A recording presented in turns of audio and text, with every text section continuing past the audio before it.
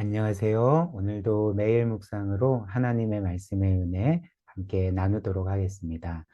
오늘 함께 볼 말씀은 히브리서 9장 1절부터 10절까지의 말씀입니다. 먼저 본문의 메시지 함께 볼까요? 네, 본문 말씀은 첫 번째로 우리에게 구약에 있었던 그 성막 혹은 성전의 역할과 한계에 대해서 알려주고 있습니다. 우리가 알다시피 이 성막은 크게 세 구획으로 구성이 되어 있었습니다. 그래서 성막 자체는 두 개의 방이 있었는데요. 안쪽은 지성소가 있었고 바깥쪽은 성소가 있었죠. 그리고 성막 바깥쪽에는 이제 뜰이 있었는데 그 뜰을 성막들이라고 불렀던 것입니다. 그래서 이에 대해서 1절부터 3절이 우리에게 이렇게 말하는데요. 첫 언약에도 섬기는 예법과 세상에 속한 성소가 있더라. 예비한 첫 장막이 있고 그 안에 등잔대와 상과 진설병이 있으니 이는 성소라 일컫고 또 둘째 휘장 뒤에 있는 장막을 지성소라 일컫나니 이렇게 말합니다. 그래서 이 말씀에 나타난 이 성막의 모습을 그림으로 표현한 그림인데요. 특별히 장막 안에 3번 항목 있지 않습니까? 휘장처럼 보이는 것이 있는데 이것이 바로 성막의 휘장입니다. 그래서 이 휘장이 바로 성소에서 지성소로 들어가는 길을 이렇게 막아줬고요. 그래서 이 성소 휘장을 기점으로 해서 안쪽은 지성소, 그리고 바깥쪽은 성소가 되었던 것입니다. 네, 그래서 우리가 본문 말씀에서 보는 것처럼 이 성소 안에는 그 성물들이 있었습니다. 등장대가 있었고요. 상이 있었고, 진설병이 있었습니다. 그리고 말씀에서 보는 것처럼 이 성소에는 제사장들이 늘 들어가서 이스라엘 백성을 위한 제사 의식을 행했던 것이죠. 그리고 휘장을 지나서 들어가는 그 방, 지성소에는 금양로가 있었고요. 또 언약궤가 있었고, 그리고 언약궤 안에 만나가 담긴 항아리와 또 아론의 쌍난 지팡이와 언약의 돌판들이 있었다. 이렇게 말합니다. 여기에서 언약의 돌판들은 우리가 잘 아는 십계명의 돌판들을 가리키는 거죠. 그리고 그 언약궤의 덮개를 성경은 속죄소라고 부르는데요. 그리고 그 속죄소를 그 영광의 그룹들이 날개로 뒤덮고 있었던 것이죠. 그리고 성소와 다른 점은 성소는 늘 제사장들이 들어가서 제사의식을 행할 수가 있었지만 그러나 지성소에는 그가 제사장이라 할지라도 함부로 들어갈 수가 없었습니다.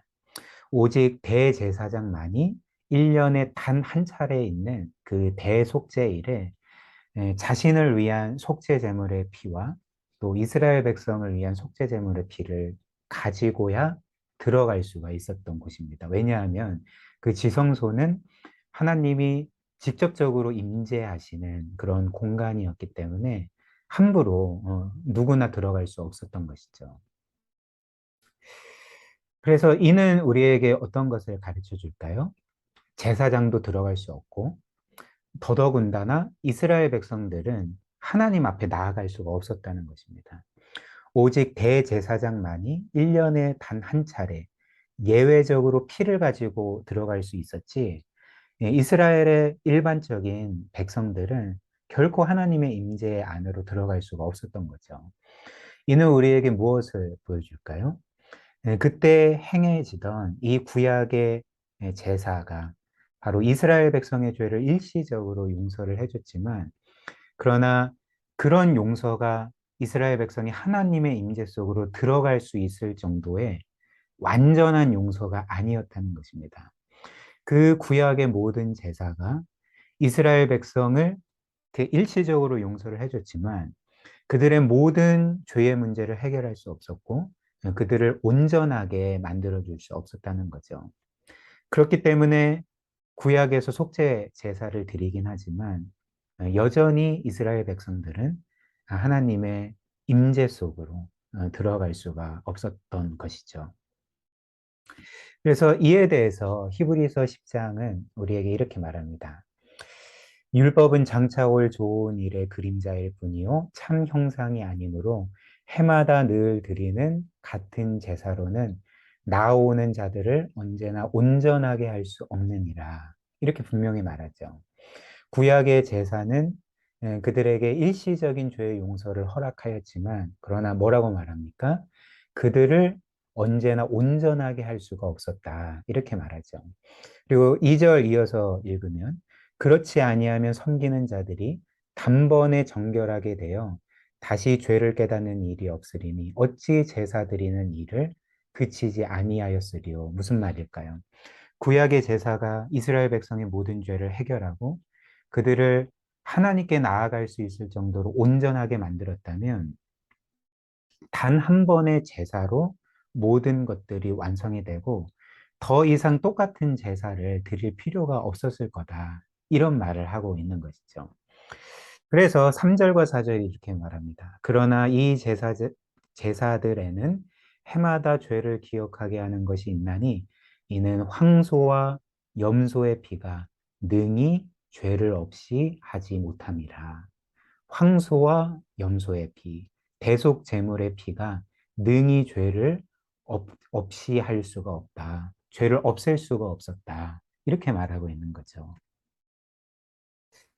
그렇다면 참 구약의 이 성막의 역할과 한계들을 우리가 보았다면 우리는 자연스럽게 우리의 모든 죄의 문제를 영원히 속하실 분, 우리를 온전케 하여서 하나님께 나아갈 수 있게 하시는 분을 바라볼 수밖에 없지 않겠습니까?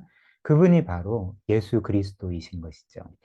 그래서 본문의 메시지는 두 번째로 예수 그리스도께서 하신 일을 우리로 하여금 바라보게 합니다. 우리가 읽지는 않았지만 히브리서 10장 11절, 12절, 14절 말씀이 이렇게 말하고 있죠. 제사장마다 매일 서서 섬기며 자주 같은 제사를 드리되 이 제사는 언제나 죄를 없게 하지 못하거니와 똑같이 말하죠. 그러나 오직 그리스도는 죄를 위하여 한 영원한 제사를 드리시고 하나님 우편에 앉으사 그가 거룩하게 된 자들을 한 번의 제사로 영원히 온전하게 하셨느니라. 이렇게 말합니다. 예수님의 자신을 드리신 그 영원한 대속의 은혜로 인하여서 우리의 모든 죄가 영원히 사함받았을 뿐만 아니라 우리를 영원히 온전하게 하셨다. 그래서 우리로 하여금 그 영광의 하나님, 거룩한 하나님께 담대하게 나아갈 수 있게 하셨다. 이 말씀을 오늘 우리에게 전해주고 있는 거죠. 그래서 이런 이유로 복음서를 보면 예수님께서 십자가 위에서 결국 숨을 거두셨을 때에 어떤 일이 일어났는지 기억하십니까? 예수님의 죽음의 순간에 성소에 있었던 그 성소와 지성소를 가로막고 있었던 그 휘장이 위에서부터 아래로 찢어졌던 것입니다. 그래서 마가복음 15장 37절과 38절이 이렇게 말하죠. 예수께서 큰 소리를 지르시고 숨지시니라. 이에 성소 휘장이 위로부터 아래까지 찢어져 둘이 되니라. 무엇을 의미할까요?